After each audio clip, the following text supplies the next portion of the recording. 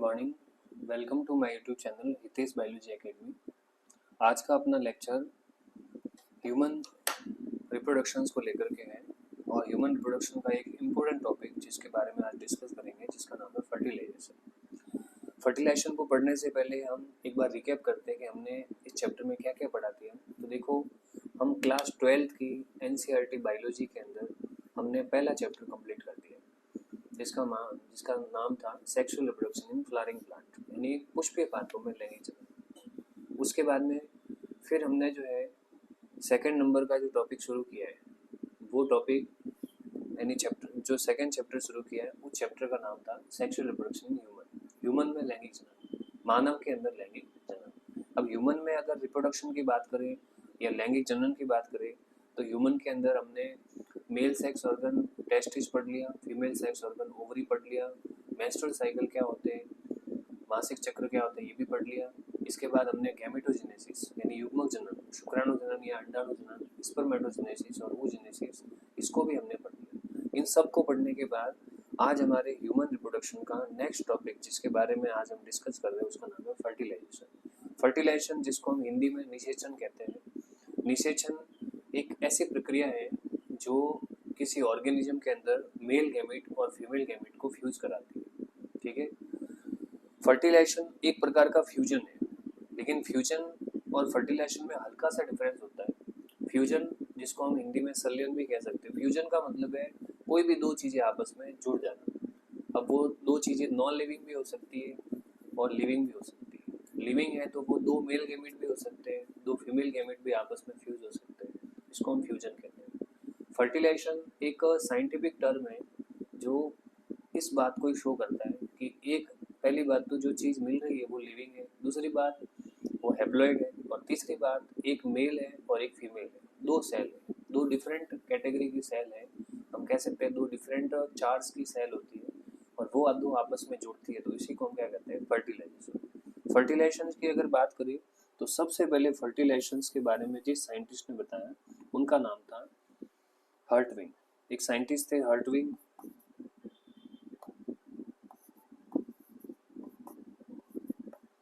ये वो साइंटिस्ट थे जिन्होंने पहली बार एक्सपेरिमेंट किया था सी अर्चिन के अंदर, जो इकाइनोडर्मेटा की फैमिली के अंदर एक एनिमल आता है जिसका नाम है सी अर्चिन।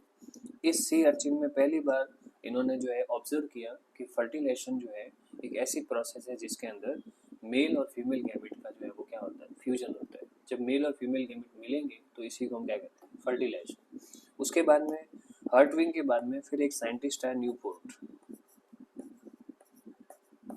न्यूपोर्ट नाम के जो साइंटिस्ट हैं उन्होंने बताया कि फर्टिलाइजेशन जो है वो एक्चुअल में किस टाइप का प्रोसेस है। इन्होंने फ्रॉग के जो लार्वा होते हैं, या हम ये कह सकते हैं कि फ्रॉग के जो एग है उसमें बहुत ज़्यादा डिटेल स्टडी की, यानी फ्रॉग में फर्टिलाइजेशन की डिस्कवरी पहली बार न्यूपोर्ट ने की थी। ठीक है, तो हम कह सकते हैं कि discovered fertilisation first time in frog, first time in frog.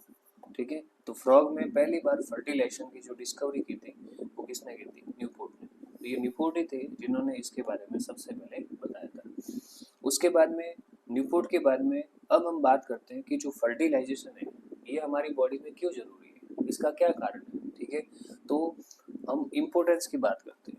Importance का मतलब होता है कि फर्टिलाइजेशन जो है उसका हमारी ज़िंदगी में इम्पोर्टेंस क्या है, मतलब महत्व क्या है, क्या इससे फ़ायदे हैं, क्या इससे कोई नुकसान है। तो देखो, फर्टिलाइजेशन पहली चीज़ तो अभी मैंने थोड़ी देर पहले बताया कि फर्टिलाइजेशन का मतलब क्या होता है, fusion of male and female gamete.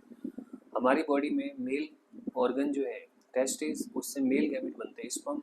Female organ जो है ओवरी, उससे फीमेल गैमेट बनता है ओवम या oocyte। ठीक है, अब ये स्पर्म और oocyte जो आपस में मिलते हैं तो इन्हीं के प्रोसेस को हमने क्या नाम दिया, फर्टिलाइजेशन। अब आपको पता ही है कि ह्यूमन बॉडी या ऑल ऑर्गेनिज्म, जितने भी ऑर्गेनिज्म है इंक्लूडिंग मैमल्स और अदर, ज़्यादातर कैसे होते हैं, डिप्लॉयड होते हैं। लेकिन फर्टिलाइजेशन जो है वो उन दो सेलों के बीच में होता है जो कैसे होते हैं, हैप्लॉइड होती है। इसका मतलब फर्टिलाइजेशन होगा तो दो हैप्लॉइड सेल, दो अगुणित कोशिका फिर से मिलकर के क्या बनाएगी, डिप्लॉयडी। यानी फर्टिलाइजेशन का पहला इंपॉर्टेंस तो यही है कि इट मेंटेन डिप्लॉयडी और diploid chromosome number, it maintain diploid set of chromosome, diploid set of chromosome, ये क्रोमोसोम का जो डिप्लॉयड सेट है उसको मेंटेन करता है। फर्टिलाइजेशन का सबसे पहला प्रोसेस ये। अब फर्टिलाइजेशन से दूसरा फायदा क्या है, तो देखो जब भी फर्टिलाइजेशन होगा तो सीधी सी बात है कि कुछ कैरेक्टर मेल से आते हैं, कुछ कैरेक्टर फीमेल से आएंगे। जब दोनों कैरेक्टर जुड़ेंगे तो हम कह सकते हैं एक नया कैरेक्टर बनेगा। अगर मेल में कोई डिजीज है तो उसका परसेंटेज कम हो जाएगा 50%। इसी प्रकार फीमेल में कोई डिजीज है या कोई भी प्रॉब्लम है, अनवांटेड कैरेक्टर है, तो 50% उसका चांस भी क्या हो जाएगा, कम हो जाएगा। यानी हम कह सकते हैं कि फर्टिलाइजेशन से क्रोमोसोमल पैटर्न बदल रहा है। यानी हम कह सकते हैं कि फर्टिलाइजेशन से उनमें क्रोमोसोम में एक नया कॉम्बिनेशन होता है जिसको हम क्या कहते हैं, रिकॉम्बिनेशन। और रिकॉम्बिनेशन होगा तो रिकॉम्बिनेशन के बाद क्या आएगी, वेरिएशन। तो फर्टिलाइजेशन की वजह से क्या फायदा होता है कि रिकॉम्बिनेशन होता है, और ये जो रिकॉम्बिनेशन है, इस रिकॉम्बिनेशन की वजह से बाद में क्या आती है, बॉडी में वेरिएशन आती है, जिसकी वजह से कुछ कैरेक्टर जो बॉडी में नुकसान दे सकते हैं, कुछ बीमारियां हो सकती है, वो फर्टिलाइजेशन से जा सकती है, क्योंकि क्रोमोसोम सेपरेट होते हैं। क्योंकि फर्टिलाइजेशन जब भी होगा तो फर्टिलाइजेशन से पहले ह्यूमन बॉडी में मियोसिस होगा, और मियोसिस में तो वैसे भी इंडिपेंडेंट असॉर्टमेंट का जो थ्योरी अप्लाई होती है, क्रॉसिंग ओवर भी होता है, तो वैसे भी वहाँ रिकॉम्बिनेशन होता है, तो कुछ कैरेक्टर, कुछ बीमारियां तो वही से खत्म हो जाती है, या हम परसेंटेज कम हो जाता है, और फिर थोड़ा बहुत रह जाता है, तो वो फर्टिलाइजेशन के बाद में कंप्लीट हो जाता है। इसका मतलब ये हुआ कि क्रॉसिंग ओवर हो, इंडिपेंडेंट असॉर्टमेंट हो, या फर्टिलाइजेशन हो, तीनों ही केस में रिकॉम्बिनेशन होगा, और एक प्रकार की कंटिन्यू वेरिएशन आपके शरीर के अंदर आएगी जो नेक्स्ट जनरेशन में पास आउट होगी। ठीक है। फर्टिलाइजेशन से एक फायदा और भी है कि फर्टिलाइजेशन के अंदर स्पर्म के एक्स या स्पर्म के वाई क्रोमोसोम फीमेल के एक्स क्रोमोसोम से जुड़ते हैं, जिससे सेक्स का डिटर्मिनेशन होता है, वेदर द बॉय और गर्ल विल बी इंड्यूस्ड और प्रोड्यूस्ड। ठीक है। तो हम कह सकते हैं कि फर्टिलाइजेशन में सबसे बड़ा फायदा है कि सेक्स डिटर्मिनेशन होता है।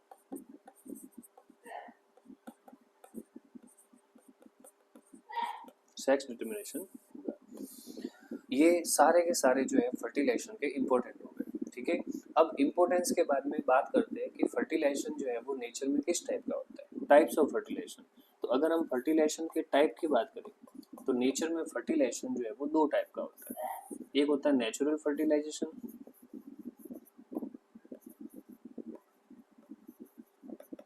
और एक होता है आर्टिफिशियल फर्टिलाइजेशन।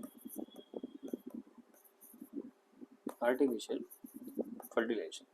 अगर हम नेचुरल फर्टिलाइजेशन की बात करें तो सीधा सा मतलब है कि ऐसा फर्टिलाइजेशन जो नेचुरली किसी बॉडी के अंदर पाया जाता है, जिसमें हमें किसी आर्टिफिशियल इंस्ट्रूमेंट की आवश्यकता नहीं है, तो इसी को हम क्या कहते हैं, नेचुरल फर्टिलाइजेशन। हम कह सकते हैं कि it occur naturally, occur naturally. कोई किसी तरह का इंस्ट्रूमेंट, कोई किसी तरह का उपकरण इस्तेमाल नहीं करना है, इसको प्राकृतिक निषेचन कहते हैं। अब नेचुरल फर्टिलाइजेशन दो तरह का होता है, एक को हम कहते हैं सेल्फ फर्टिलाइजेशन, और एक को हम कहते हैं क्रॉस फर्टिलाइजेशन। अब सेल्फ फर्टिलाइजेशन का मतलब क्या होता है, सेल्फ फर्टिलाइजेशन का मतलब होता है कि ऐसे ऑर्गेनिज्म जो बायसेक्सुअल है, यानी एक ही ऑर्गेनिज्म में मेल और फीमेल दोनों गैमेट जो है बनाने की कैपेसिटी, तो उनके मेल और फीमेल गैमेट आपस में फ्यूज होते हैं, इसी को हम क्या कहते हैं, सेल्फ फर्टिलाइजेशन। नेचर में एक ही एनिमल ऐसा है जिनमें सेल्फ फर्टिलाइजेशन पाया जाता है, जिसको हम कह सकते हैं टैप फॉर्म, फीताकृमि या टैप फॉर्म। उसी के अंदर एक ही बॉडी के अंदर मेल बनता है, एक ही बॉडी के अंदर मेल गैमेट बनते हैं, और एक ही बॉडी में फीमेल गैमेट बनते हैं। ठीक है। और उस मेल और फीमेल गैमेट के जो स्पर्म और ओवम है वो आपस में फ्यूज होते हैं, तो इसको क्या कहते हैं, सेल्फ फर्टिलाइजेशन। तो हम कह सकते हैं कि found with in a body, found, हम कह सकते हैं सेल्फ फर्टिलाइजेशन का मतलब होगा कि male and female gamete produced and fertilized in same body, in same body। जो मेल और फीमेल गैमेट एक ही बॉडी में फर्टिलाइज होते हैं, प्लस बनते भी एक ही बॉडी में। ठीक है। तो इसी को हम क्या कहते हैं, उसी को हम कहते हैं सेल्फ फर्टिलाइजेशन। इसका सबसे बेस्ट एग्जांपल है टैप वर्म, टैप वर्म, या इसको फीताकृमि कहते हैं, जो प्लेटीहेल्मिन्थेस की कैटेगरी में आता है। ठीक है। तो ये जो है फर्टिलाइजेशन कैसा हो गया, सेल्फ फर्टिलाइजेशन। क्रॉस फर्टिलाइजेशन की अगर बात करें तो क्रॉस फर्टिलाइजेशन का मतलब होता है कि मेल और फीमेल जो गैमेट होते हैं वो अलग अलग बॉडी में बनते हैं, प्रोड्यूस इन डिफरेंट बॉडी। अब अगर मेल और फीमेल गैमेट अलग अलग बॉडी में बनेंगे तो इसका मतलब एक बॉडी जो मेल गैमेट बना रही है वो अपने मेल गैमेट्स को कहाँ लेके आएगी, फीमेल गैमेट में। ये कौन सा फर्टिलाइजेशन हो गया, cross fertilisation. Artificial fertilisation second number पे आता है। ये जो आपको दिख रहा है इसका नाम है आर्टिफिशियल फर्टिलाइजेशन। आर्टिफिशियल फर्टिलाइजेशन का मतलब होता है कि जब फर्टिलाइजेशन बॉडी के अंदर किसी उपकरण के द्वारा कराया जाता है, या हम कह सकते हैं फर्टिलाइजेशन टेस्ट ट्यूब में होता है। अब टेस्ट ट्यूब में होता है तो इसको हम इन विट्रो फर्टिलाइजेशन या आईवीएफ के नाम से भी जानते हैं। ठीक है, ये टॉपिक थोड़ा डिटेल में डिस्कस करेंगे नेक्स्ट चैप्टर में, जिसका नाम जो है रिप्रोडक्टिव हेल्थ। ठीक है, तो रिप्रोडक्टिव हेल्थ के अंदर हम आईवीएफ के बारे में डिस्कस डिटेल में करेंगे, क्योंकि अभी अपना टॉपिक जो है वो फर्टिलाइजेशन और उस स्टेप को लेकर के। अब बात करते हैं फर्टिलाइजेशन के स्टेप्स की। फर्टिलाइजेशन में सबसे ज़रूरी चीज़ जो नीट के बच्चों को या 11-12 के बच्चों को जिसमें सबसे ज़्यादा कन्फ्यूजन होता है उसके बारे में हम जानते हैं। देखो, फर्टिलाइजेशन एक छोटा सा प्रोसेस नहीं है कि दो गैमेट आपस में फ्यूज हो गए और फर्टिलाइजेशन पूरा हो गया। ये अपने आप में बहुत सारी घटनाओं का एक सम्मेलन है। हम कह सकते हैं कि it is a summation of number of events. इतने सारे इवेंट्स जो है वो फर्टिलाइजेशन के अंदर आते हैं कि जिसकी वजह से हमें लगता है कि fertilisation is not a normal process, ये एक कॉम्प्लिकेटेड प्रोसेस है। इसमें हम बताएंगे कि कैसे स्पर्म को पता चलता है कि उसकी बॉडी फीमेल की बॉडी में जाना है, फीमेल की बॉडी में जाने के बाद उसको कैसे पता चलेगा कि उसको ओवम के पास जाना है, ओवम लेफ्ट फेलोपियन ट्यूब में बन रहा है या राइट फेलोपियन ट्यूब में, स्पर्म को ये कैसे पता चलता है। फिर स्पर्म ओवम के पास जाता है तो उसको कैसे पता चलता है कि बॉडी के अंदर, ओवम की बॉडी के अंदर एंट्री करनी है। ओवम की बॉडी में एंट्री करने के बाद स्पर्म जो है वो क्या रिएक्शंस करता है, क्या क्या घटनाएं होती है, क्या एक ओवम में एक से ज़्यादा स्पर्म जा सकते हैं, अगर स्पर्म ओवम के अंदर एक से ज़्यादा जा रहे तो क्या प्रॉब्लम आ सकती है, क्या कंडीशन आ सकती है, ओवम के अंदर स्पर्म जाने के बाद बचे हुए स्पर्म्स का क्या होता है। ये सारे जो भी मैंने क्वेश्चन बताए हैं इन सब का आंसर हमें स्टेप बाय स्टेप सीखने को मिलेगा। ठीक है, तो देखो फर्टिलाइजेशन एक नॉर्मल प्रोसेस नहीं है, ये एक कॉम्प्लिकेटेड प्रोसेस है जिसको अलग अलग स्टेप में पूरा किया जाता है। अलग अलग तरह के जो है स्टेप्स होते हैं, जिसमें सबसे पहला जो है स्टेप होता है जिसका नाम है approach of gamete. Approach of gamete. Approach of gamete का मतलब होता है कि कोई भी मेल गैमेट जो है वो फीमेल गैमेट तक कैसे पहुंचता है या फीमेल की बॉडी तक कैसे पहुंचता है, इसी को हम कहते हैं अप्रोच ऑफ गैमेट। तो अगर गैमेट के अप्रोच की बात करें तो गैमेट की अप्रोच दो तरीके से होती है, या तो वो वाटर के माध्यम से जाएगा या फिर वो कॉपुलेशन के माध्यम से जाएगा। कॉपुलेशन के माध्यम से जाएगा। वाटर का मतलब होता है, देखो जितने भी प्लांट्स होते हैं जैसे टेरिडोफाइटा है, ब्रायोफाइटा है, या हम कह सकते हैं एंजियोस्पर्म वगैरह होते हैं ना, तो उनमें कई उसमें मतलब टेरिडोफाइटा और ब्रायोफाइटा की बात करें तो ज़्यादातर प्लांट या 99% प्लांट जो है वो वाटर के थ्रू ही उसके मेल गैमेट फीमेल गैमेट तक जाते हैं। एनिमल की बात करें, एनिमल के अंदर भी जो कई ऑर्गेनिज्म होते हैं जो वाटर का इस्तेमाल करते हैं, जैसे जैसे इनवर्टिब्रेट्स होते हैं या लोअर वर्टिब्रेट्स होते हैं, तो ये सारे के सारे जो ऑर्गेनिज्म है उसमें जो मेल गैमेट्स होते हैं, स्पर्म जो होते हैं, वो वाटर के माध्यम से ही फीमेल तक पहुंचते हैं। बट अगर हम हायर वर्टिब्रेट्स की बात करें इंक्लूडिंग मैमल्स, बर्ड्स, रेप्टाइल्स, तो ये एक इंपॉर्टेंट प्रोसेस शुरू करते हैं जिसका नाम है कॉपुलेशन। कॉपुलेशंस या जिसको हम कह सकते हैं कॉइटस कह सकते हैं, इंटरकोर्स भी कह सकते हैं, यानी उनके अंदर एक मेल सेक्स ऑर्गन होता है जिसको हम कह सकते हैं, मेल सेक्स ऑर्गन का एक पार्ट होता है जिसको हम कहते हैं पेनिस, या इसको हम जेनिटेलिया भी कह सकते हैं, और वो जेनिटेलिया सेक्स के दौरान अपने जो स्पर्म है वो फीमेल की बॉडी तक पहुंचाता है। तो वाटर और कॉपुलेशन दो तरह के होते हैं। तो वाटर के माध्यम से जो है हम कह सकते हैं कि male gamete reach toward female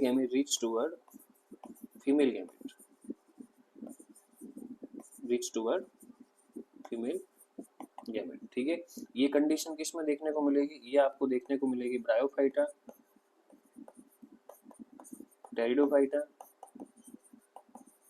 जो प्लांट है। ठीक है, इसके अलावा इनवर्टिब्रेट्स, मोस्ट इनवर्टिब्रेट्स मतलब सारे नहीं, मोस्ट इनवर्टिब्रेट्स, इसके अलावा लोअर वर्टिब्रेट्स, जो लोअर वर्टिब्रेट्स है जिसमें इतना ज़्यादा डेवलपमेंट नहीं है, जैसे मछलियाँ वगैरह है, ठीक है, तो उनके अंदर वाटर के माध्यम से ही मेल गैमेट कहा जाते हैं, फीमेल गैमेट तक जाते हैं। अब अगर हम हायर वर्टिब्रेट की बात करें,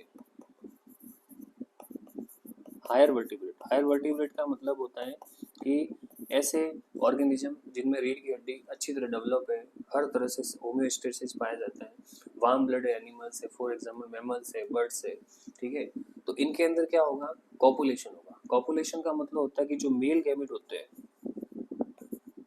इसको हम कह सकते हैं, वो फीमेल ऑर्गन तक जाएंगे,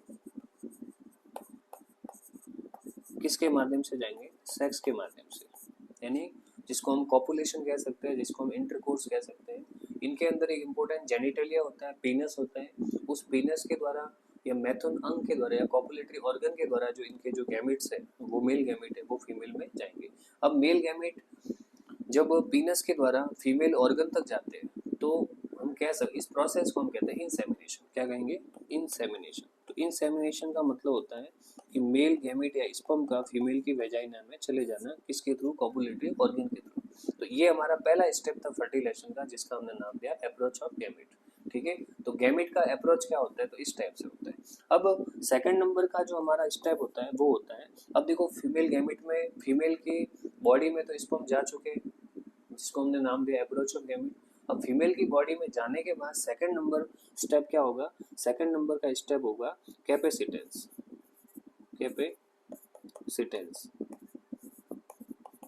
कैपेसिटेंस का मतलब क्या होता है, कैपेसिटेंस का मतलब होता है कि अब स्पर्म जो है वो अंदर जाके मैच्योर होगा, फीमेल की बॉडी में जाके मैच्योर होगा। स्पर्म के फ्लैजिला काम करेंगे। जब तक स्पर्म मेल बॉडी में होते हैं तब तक उनकी जो मूवमेंट है वो पेरिस्टेल्सिस मूवमेंट के थ्रू जो है वो मूवमेंट करते हैं, और वो पेरिस्टेल्सिस मूवमेंट जो है वो किसके द्वारा होता है, टेस्टिस के ऑर्गन्स के द्वारा होता है। या हम कह सकते हैं कि जब तक स्पर्म टेस्टिस के अंदर है, मेल बॉडी में है, तब तक जो है उस स्पर्म का मूवमेंट जो है वो सीलिया द्वारा होता है या किसी मस्कुलर मूवमेंट द्वारा उसका मूवमेंट होता है। मतलब स्पर्म के खुद के जो कशाब है, जो फ्लैजिला है, वो काम नहीं करते। But as the sperm inseminate inside the female body, then हम कह सकते हैं कि उसमें वेजाइना से यूट्रस तक तो पेरिस्टेल्सिस मूवमेंट होगा, और उसके बाद फैलोपियन ट्यूब में जाने के बाद स्पर्म जो है वो खुद एक्टिवेट हो जाएंगे, उनके खुद के फ्लैजिला एक्टिवेट हो जाएंगे। इसी को हम क्या कह सकते हैं, कैपेसिटेंस। और सबसे बड़ी चीज, कैपेसिटेंस का मतलब यही नहीं होता है कि स्पर्म अपने फ्लैजिला को एक्टिवेट करता है। कैपेसिटेंस का मतलब होता है कि स्पर्म जो है उसको एक एबिलिटी मिल जाती है कि वो ओवम को फर्टिलाइज कर सके, उस साइड को फर्टिलाइज कर सके। तो getting ability of sperm to fertilise the ovum is called capacitance. और ये कैपेसिटेंस जो है उसके अंदर मदद करता है फीमेल के अंदर बहुत सारे हार्मोन्स और बहुत सारी प्रोसेस, ठीक है। तो देखो जैसे ही फीमेल की बॉडी में, जैसे हम एक डायग्राम बनाते हैं, यहाँ पर ये फीमेल की बॉडी बनाई हमने, ठीक है। अब इस फीमेल की बॉडी के अंदर यहाँ पर जैसे स्पर्म ये इस टाइप से बॉडी है, और यहाँ पर जैसे ये स्पर्म आ रहे हैं, ठीक है। तो जैसे स्पर्म फीमेल की बॉडी में आ जाते हैं, तो अब फीमेल की बॉडी में जो वेजाइना वाला पोर्शन है, इस वेजाइना से इंपॉर्टेंट हार्मोन बनता है जिसका नाम है गायनोगैमस। गायनोगैमस, ठीक है। अब ये जो हार्मोन है, ये गायनोगैमस हार्मोन जो है वो स्पर्म को एक्टिवेट करता है। हम कह सकते हैं कि इट एक्टिवेट द स्पर्म, या हम कह सकते हैं कि स्पर्म को सक्रिय करता है, स्पर्म को एक्टिवेट करेगा। अब जैसे स्पर्म एक्टिवेट होगा तो ये स्पर्म यहाँ से डिस्टेंस ट्रेवल कर करके फीमेल की बॉडी में जाएंगे। अब जैसे फीमेल की बॉडी में जा रहे हैं तो अब फीमेल की बॉडी में ये जो स्ट्रक्चर दिख रही है इसका नाम है यूट्रस, ठीक है। अब यूट्रस और ये जो स्ट्रक्चर दिख रही है इसका नाम है वेजाइना। अब वेजाइना और यूट्रस इन दोनों के अंदर एक मूवमेंट होता है जिसको कहते हैं पेरिस्टेल्सिस मूवमेंट। पेरिस्टेल्सिस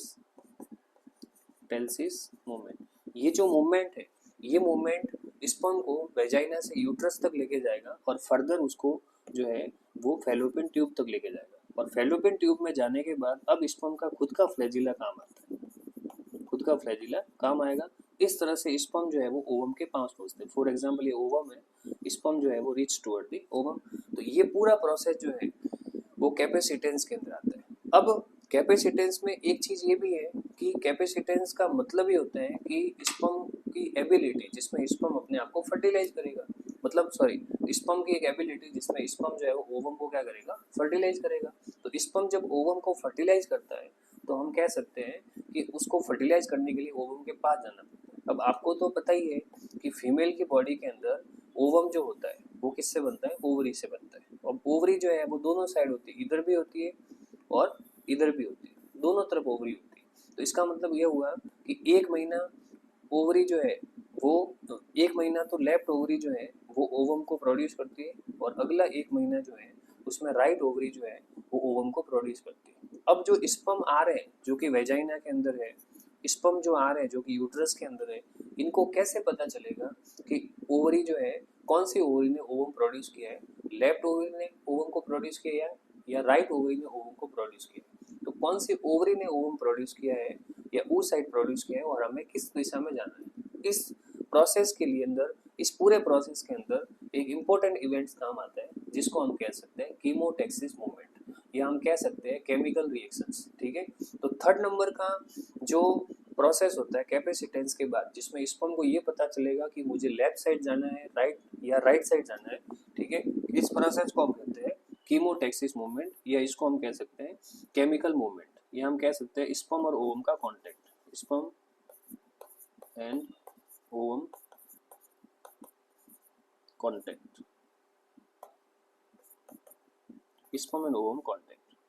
ठीक है, तो स्पर्म और ओवम का जो कॉन्टैक्ट है ये हमें ये बताता है कि स्पर्म जैसे ही फीमेल की बॉडी में वेजाइना से यूट्रस में आए तो उनको ये बताना कि ओवम के पास जाना है और ओवम जो है वो फैलोपियन ट्यूब के अंदर है और फैलोपियन ट्यूब के एम्पुला में है और वो एम्पुला लेफ्ट वाला है या राइट वाला। तो ये चीज़ बताने का जो प्रोसेस होता है, ये पूरा जो प्रोसेस होता है उसको एक साइंटिस्ट थे लिली, एफ लिली, उन्होंने फर्टिलाइजेशन थ्योरी के अंतर्गत गिना। ठीक है, तो अब इसमें होगा क्या कि जैसे वापिस हम एक बॉडी बनाते हैं, ये फीमेल की बॉडी है जिसके अंदर इस टाइप से, जैसे मान लो ये फीमेल की बॉडी है और ये इसका यूट्रस है और यहाँ से ये सर्विकल कैनाल। अब सुनो, अब होता क्या है कि जैसे स्पर्म एंट्री कर रहे हैं, अब इन स्पर्म के अंदर होगा क्या कि जो एग है वो एग, अभी थोड़ी देर पहले बताया कि जो स्पर्म बॉडी में आ रहे हैं जिनको कैपेसिटेंस मिल चुका है, जिनको ये एबिलिटी आ गई कि वो फर्टिलाइजेशन ओवम को कर सकते हैं। ठीक है, और सबसे बड़ा इम्पोर्टेंट जो भाग है वो ये है कि इन स्पर्म को ओवम के पास जाना है और वो ओवम लेफ्ट साइड में है या राइट साइड में है, तो इसका पता करना है। तो इन दैट केस हम कह सकते हैं कि यहाँ पर जो है एक बायोकेमिकल रिएक्शंस होती है और बायोकेमिकल रिएक्शन के अंदर क्या बनते हैं, कुछ हार्मोन बनते हैं, हम कह सकते हैं कुछ ग्लाइकोप्रोटीन बनते हैं और वो ग्लाइकोप्रोटीन जो है वो स्पर्म और ओवम दोनों प्रोड्यूस करते हैं। ये समझो कि आप भीड़ में हो और आपको कहीं पर जो है किसी जगह जाना है, तो लोगों ने मतलब जो जहाँ पर भी सम्मेलन हो रहा है तो सम्मेलन में लोगों ने ये कहा है कि जिसके पास आधार कार्ड होगा या जिसके पास अपना जो है ओबीसी सर्टिफिकेट होगा या जो भी सर्टिफिकेट होगा तो उसके आधार पर जो है आपको एंट्री मिलेगी। इसका मतलब ये है कि किसी समुदाय के अंदर, किसी सम्मेलन के अंदर अगर किसी इंसान को एंट्री चाहिए तो उसके पास उसकी आइडेंटिटी होनी चाहिए। तो ये समझो इधर भी एक आइडेंटिटी है कि फैलोपियन ट्यूब में ओवम लेफ्ट साइड है बट स्पर्म को पता नहीं है कि ओवम लेफ्ट साइड है या राइट साइड है। ऐसी कंडीशन में क्या होगा कि एक आइडेंटिटी की जरूरत है और आइडेंटिटी जो है स्पर्म अपनी तभी बता पाएंगे जब ओवम से मैसेज आएगा। तो ये समझो कि यहाँ पर जो ओवम है वो अपनी आइडेंटिटी बताने के लिए जो है एक केमिकल सीक्रेट करते हैं। ओवम की बॉडी से निकलता है एक केमिकल जिसका नाम है फर्टिलाइजिन। ठीक है, फर्टिलाइजिन नाम का केमिकल निकलता है। अब ये फर्टिलाइजिन जो है ये केमिकल इस टाइप से पूरी बॉडी के अंदर फीमेल की बॉडी में फैल जाता है इस टाइप से। अब इसके अगेंस्ट ओवम कौन सा केमिकल रिलीज कर रहा है, फर्टिलाइजिन। अब सेम स्पीसीज का, सेम कैटेगरी का ग्लाइकोप्रोटीन स्पर्म भी रिलीज करते हैं। स्पर्म जो ग्लाइकोप्रोटीन रिलीज करते हैं उसका नाम है एंटी फर्टिलाइजिन, एंटी फर्टिलाइजिन। ठीक है, अब ओवम ने रिलीज किया फर्टिलाइजिन और इधर स्पर्म ने रिलीज किया एंटी फर्टिलाइजिन। तो जिन स्पर्म ने एंटी फर्टिलाइजिन रिलीज नहीं किया वो तो स्पर्म जो है वो इधर उधर भटक गए, उनको खुद को बताने की जाना है।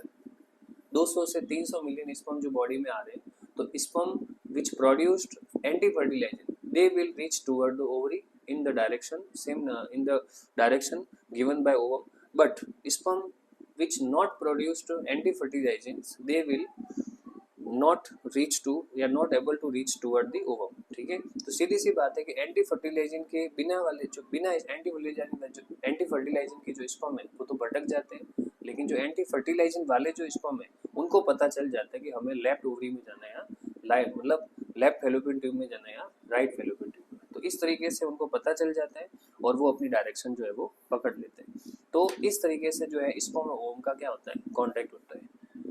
मैं अपने हर वीडियो 30 मिनट के आसपास ही बनाता हूँ, तो इस हिसाब से देखा जाए तो मैं फर्टिलाइजेशन के जो 9 और 10 स्टेप है उनको मैं पूरी तरह से नहीं बता पाऊँगा। तो मैं अपना जो फर्टिलाइजेशन का जो पार्ट 2 है वो मैं कल जो है शुरू करूँगा। यानी आज का हमने जो पार्ट पढ़ा, देखो मेरी हमेशा इच्छा है कि मैं किसी भी टॉपिक को अच्छे से और डिटेल से पढ़ाऊँ। ऐसा नहीं है कि मैं टॉपिक को धड़ाधड़ पढ़ा दूँ और जल्दबाजी में पढ़ा दूँ, ऐसा नहीं होगा। फर्टिलाइजेशन को जो है मैं एक स्टेप में पूरा नहीं कर पाऊंगा तो 3 स्टेप ले लूँगा, 4 स्टेप ले लूँगा। पर मेरी पूरी इच्छा ये रहती है कि मैं हमेशा एकदम वेल तरीके से अप टू डेट होकर के और फिर मैं आप तक अपना नॉलेज जो है पहुँचाऊँ, ठीक है। तो फर्टिलाइजेशन कम से कम 10 स्टेप में होने वाली घटना है, लेकिन मैंने अपने 26 मिनट के अंदर सिर्फ 3 स्टेप के बारे में डिस्कस किया है, ठीक है। तो आप इन 3 स्टेप को अच्छे से समझो और कल के लिए इंतज़ार करो, जिसके अंदर मैं बाकी सारे स्टेप जो है वो अच्छे से और डिटेल से पढ़ाऊँगा, ठीक है। तो आज हमने क्या पढ़ा, आज हमने सबसे पहले पढ़ा कि फर्टिलाइजेशन के बारे में सबसे पहले किस साइंटिस्ट ने बताया, किन साइंटिस्ट ने डिस्कवरी की और फर्टिलाइजेशन की इम्पोर्टेंस क्या बॉडी में। उसके बाद बताया कि फर्टिलाइजेशन किस टाइप का होता है, नेचुरल होता है आर्टिफिशियल, ये बताया। उसके बाद में फिर फर्टिलाइजेशन के स्टेप बताए। पहला स्टेप मैंने बताया गैमेट का अप्रोच, कि गैमेट किस तरीके से जो है वो फीमेल बॉडी तक आता है। उसके बाद में फिर बताया कि फीमेल बॉडी तक आने के बाद उसके पास एक एबिलिटी आती है फर्टिलाइजेशन की, जिसको हमने कैपेसिटेंस नाम दिया, योग्यतार्जन नाम दिया। फिर उसके बाद बताया कि अब अब स्पर्म जो है मैच्योर हो चुका है, फर्टिलाइज कर सकता है, तो अब उसको डायरेक्शन चाहिए कि ओवम किस साइड है, फैलोपियन ट्यूब लेफ्ट साइड है या राइट साइड। तो ये डायरेक्शन भी उसको मिल गई। अब नेक्स्ट स्टेप क्या होगा, नेक्स्ट स्टेप होगा एक्रोसोम रिएक्शन, जिसके अंदर मैं बताऊंगा कि जो स्पर्म ओवम के पास आया है वो स्पर्म अब ओवम में एंट्री कैसे करेगा। वहां पर 3 रिएक्शन होगी। एक्रोसोम रिएक्शन जो है वो तो है ही है। एक्रोसोम रिएक्शन का मतलब है कि स्पर्म के अंदर एक्रोसोम जो है वो एंजाइम छोड़ते हैं और एग की अलग अलग लेयर को तोड़ेंगे। अब एग की जो लेयर को तोड़ेंगे तो वहां पर 3 तरह की रिएक्शंस होगी। कोरोना रिएक्शन होगी, वहां पर जो है एक प्रकार से जोना रिएक्शन भी होगी और वहां पर कॉर्टिकल रिएक्शन भी होगी। तो एक्रोसोम रिएक्शन में 3 टाइप की रिएक्शंस होती है, जिसके बाद एग एक्टिवेट भी होता है और स्पर्म अपने न्यूक्लियस को फर्टिलाइजेशन के लिए फीमेल के एग के न्यूक्लियस के साथ फ्यूज भी करता है, ठीक है। तो आगे के जो भी स्टेप है उसके बारे में हम कल डिस्कस करते हैं। तब तक के लिए